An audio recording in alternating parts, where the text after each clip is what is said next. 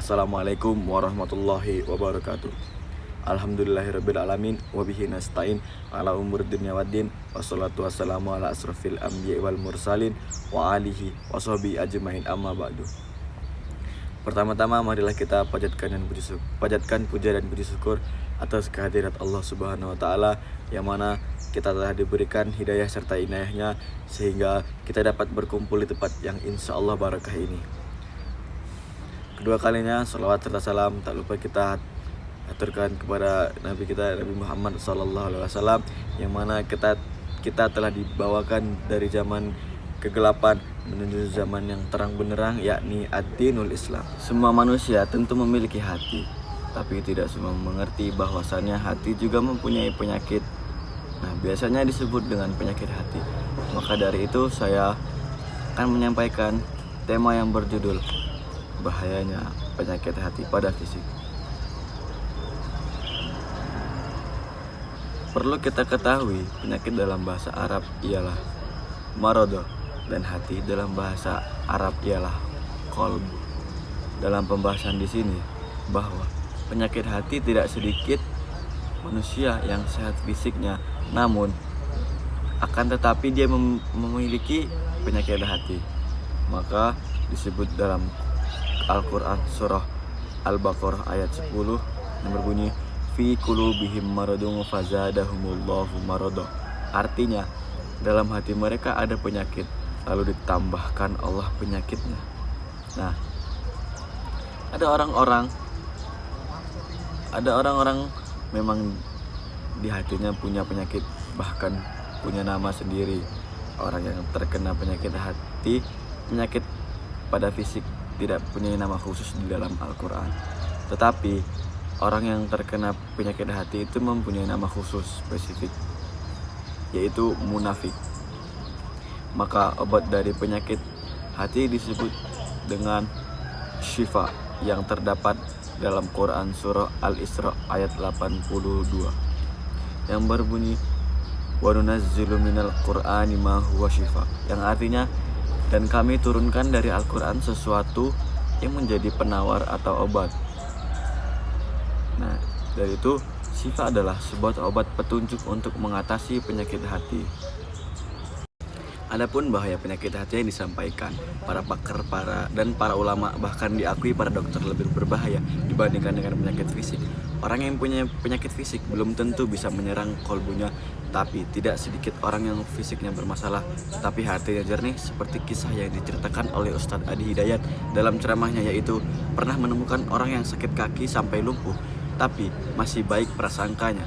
Dia tetap berajin beribadah, prasangkanya baik, jadi tidak semua penyakit fisik itu berdampak pada keadaan hatinya. Dalam kolbu itu ada nafs, dalam jiwa itu dihiramkan dua sifat yang saling tolak belakang, yaitu sifat takwa yang mendorong itu malaikat seperti sudah waktunya sholat dan ada azan, maka dalam hati ada getaran langsung mengerjakan sholat tersebut, dan itu adalah dorongan kebaikan, yaitu sifat takwa. Adapun yang kedua, sifat nafsu, lawan dari takwa, mendorong adalah setan, mengarahkan kepada keburukan yang sudah disebutkan tadi.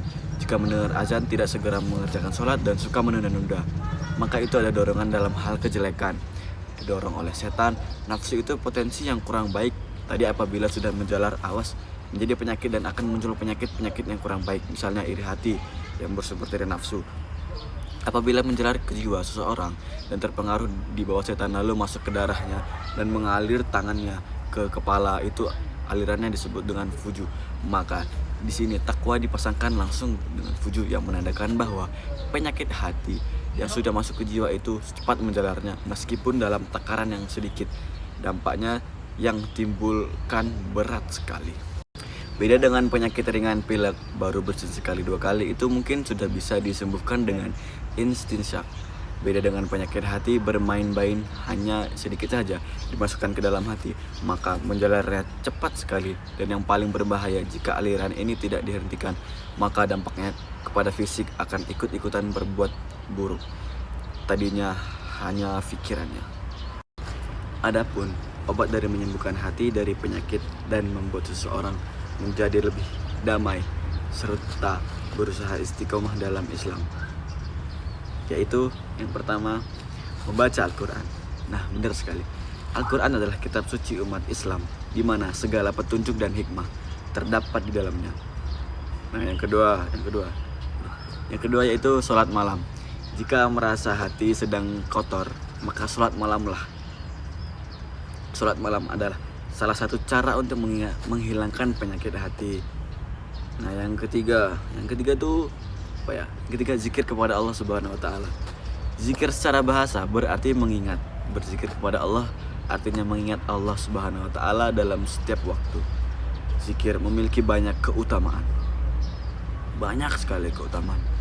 Dan dengan mengingat Allah Subhanahu wa taala, seseorang akan merasa lebih dekat kepada Allah Subhanahu wa taala. Nah, yang selanjutnya itu yang keempat. Yang keempat yaitu tobat dan membaca istighfar.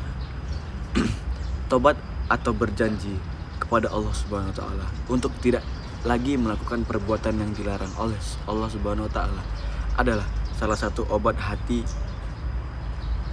Bertobat kepada Allah bisa membantu menghilangkan penyakit hati dan menjernihkannya. Juga tobat dapat dilakukan dengan beristighfar kepada Allah Subhanahu wa taala dan memohon ampun atas segala kesalahannya. Itu tobat. Yang terakhir yaitu yang kelima.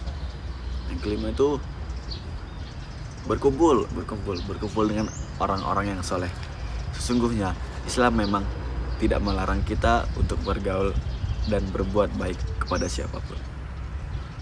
Namun demikian, Islam menganjurkan untuk memilah teman dan berkumpul dengan orang yang soleh.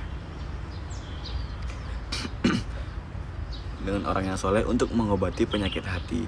Karena dengan bergaul bersama mereka, kita bisa terhindar dari penyakit hati yang bisa menimpa siapa saja. Nah, saran saya yaitu bersahabatlah dengan orang yang baik, maka kita juga bisa menjadi baik. Gitu saran dari saya. Nah, yang selanjutnya itu maka dengan melakukan hal-hal yang tadi yang saya sebutkan 5 tadi. 5 mungkin bisa membantu seseorang dalam menyembuhkan penyakit hati.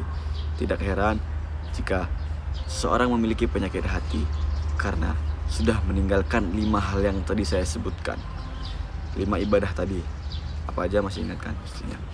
Nah, yang jika sedang mendapatkan kegelisahan, jika merasa gejolak-gejolak di hati, alih-alih membuat status yang alay-alay, yang kayak gimana gitu di media sosial, atau berbicara ke kananan, ke kirian yang tidak menghadirkan solusi, maka nasihat dari Allah, ambillah air wudhu, menghadap kiblat, membuka mushaf, dan bacalah Al-Quran. Itu karena baca Al-Quran itu karena dari bacaannya saja ia sudah bisa menjadi penawar atau obat dan rahmat untuk kehidupan kita yang menenangkan keadaan hati kita. Terkadang yang paling indah ketika Anda membuka mushaf secara acak dan tiba-tiba Anda mendapatkan ayat-ayat yang sesuai dengan apa yang sedang Anda rasakan. Itu disitulah kita kayak mendapatkan petunjuk-petunjuk dari Allah, petunjuk Al-Quran dengan ayat-ayat yang syahdu. Mungkin itu ceramah singkat dari saya memiliki pantun. Petik mangga dapat 5, cuci dulu supaya bersih. Ceramah saya tidaklah lama. Cukup sekian, terima kasih. Wabillahi taufiq wal hidayah, waridho wal inayah. Assalamualaikum warahmatullahi wabarakatuh.